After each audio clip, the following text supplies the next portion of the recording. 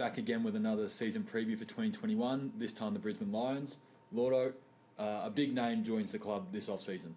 Yeah, Joey Daniher did join. I think that's it's the potential for what it's going to do for them is ginormous. And I know it would hurt Bomber fans, but he's just had an unbelievable pre-season. So they could hardly get him on the track, on the field, and yet he hasn't missed a session for the Brisbane Lions. So what we've already seen through this pre-season period, the way he's jumping at the footy, the excitement that he's playing with. So I think it's both mentally and physically exactly the change that Joey needed. So last year they had Eric Hipwood and Dan McStay down there. Can Joe Daniher play with those two in the same 50? Well, Hipwood and Daniher, they just pick themselves. McStay's got it's on him, just whether he's a defender, a forward, whether he's actually in the team altogether. But I looked at it, Charlie Cameron won the goal kicking with 31. Eric Hipwood kicked 24 goals. So you're not going to win a premiership when your leading goal kicker, even though it's in a shortened season, is a small kicking 31 goals. Hipwood is never going to be that number one man. They played the Gold Coast Suns in a practice match. Daniher kicked 4, Hipwood kicked 4. So it just shows what that Daniher coming is going to do for Eric Hipwood. So, yeah, I think they can all work. Throw Cameron at the feet, Rayner at their feet, Zorko at their feet, and that is as exciting a forward line as there is in the game. Well, their midfield's pretty exciting as well. They've got the reigning Brownlow medalist, Lachie Neale, and Cam Rayner looks more likely to get some midfield time this year. What do you expect from that group? I thought it was the most even midfield there was last year. And as you said, they're only that year older, and I think of McCluggage, what a star he is. Jared Berry's going to get better.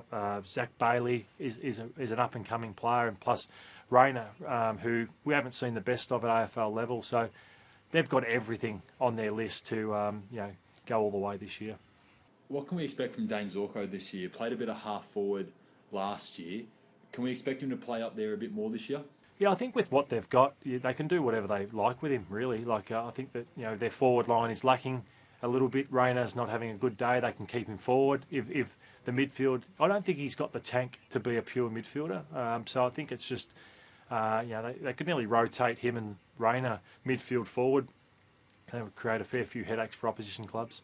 All right, well, who do you see as a big improver for the Lions this year? Well, I think it needs to be Rayner because your number one draft pick coming into his 4th or 5th season, I think he's teased at AFL level, and you never want to be known as a tease. And he's a great character of a person. Some guys just don't have a huge tank. As hard as they try, they don't have it. But I've seen Gary Ablett Jr., I've seen Dustin Martin just build through that 4th and 5th year mark, and that's what I reckon Brisbane would be hoping for Cam Rayner. He's going to have that many good players around him that they're not going to target him like you might if you're on a Gold Coast Suns list. So I think he could do anything this year if he can reach his potential. Who do you think the pressure's on going into this season? I think it's just on them as a team. I thought that last final that they played, they didn't handle it. Geelong bullied them, beat them up.